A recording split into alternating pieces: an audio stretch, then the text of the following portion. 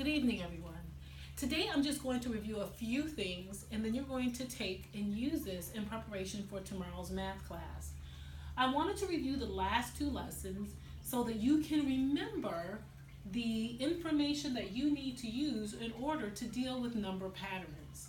So first of all, we're taking a look at what factor and multiple means. Factors are the two numbers that you multiply together in order to come up with your multiple, which is your product that you get or your answer that you get when you go through the multiplication process. If I were to deal with, I'm going to give you an example. So if I were to deal with what is the multiple of 7, and I say show me 3 multiples of 7, I would say 14 because 7 times 2 is 14, 21, and then 28 are all multiples of 7. But don't forget that 7 is also a multiple of 7 as well because you're going 1 times 7. When I'm dealing with factors, say for example I have the number 21 and I ask you to write down all your factors. Those are all the numbers that you can multiply together in order to give you the number 21. So I can multiply 3 and 7, but I can also multiply 1 and 21 together.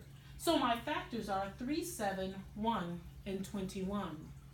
How do we take that and translate it to help us to understand the difference between prime and composite numbers? That's simple. Our prime numbers only have numbers that you would multiply by 1. For example, let's take a look at the number 17. If I take a look at the number 17, I cannot multiply 17 by any other number to give me 17. So therefore, I literally say 1 times 7 or 17, and that would give me 17. I don't have any other factors that I can multiply together to give me that answer, and so therefore it is a prime number. Remember, don't become confused. 1 is not a prime number, nor is it a composite number. 2 is only a prime number because you can only multiply 1 and 2 together. But when we're dealing with composite numbers, we're dealing with more than 2 factors. So it would be 3 or more factors.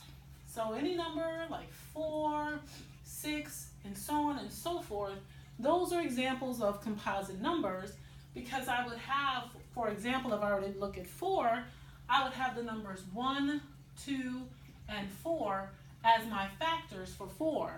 My factors for 6 would be 2, 3, 1, and 6 because I can say 2 times 3 is 6 and 1 times 6 is 6.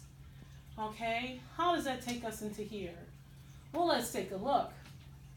When we are looking at trying to find patterns, and in multiples we have patterns going on here, we can ask ourselves, how are we using the numbers that are provided in order to come up with additional numbers? So let's use the rule add 7. It's simply saying add 7 to the base number that is provided.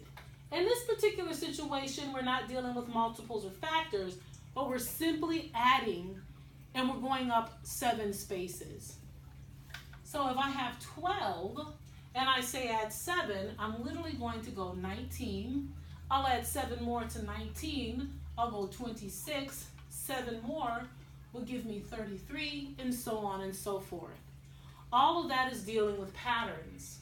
Sometimes it may tell you to multiply. Sometimes it may tell you to divide. Sometimes it may tell you to subtract, and sometimes it may tell you to add.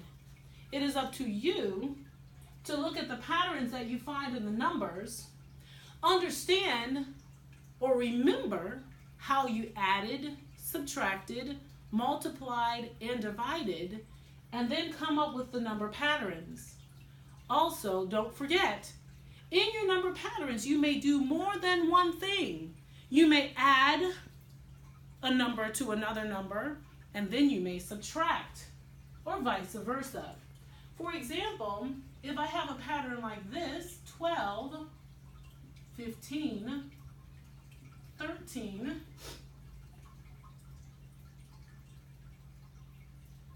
16, I'm I'm going to ask myself, what do I do?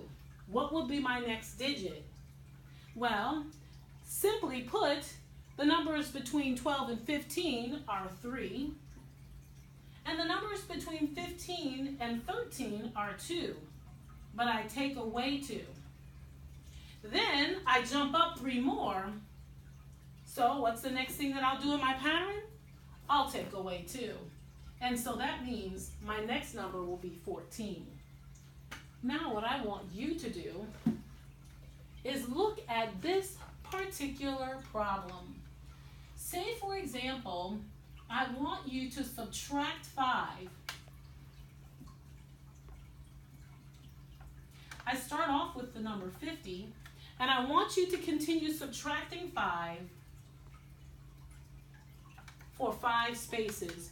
Do so and see what your last number will be in the pattern, and let me know that tomorrow. Well, that's it for today. Now, have a good evening and happy math finding. Good evening.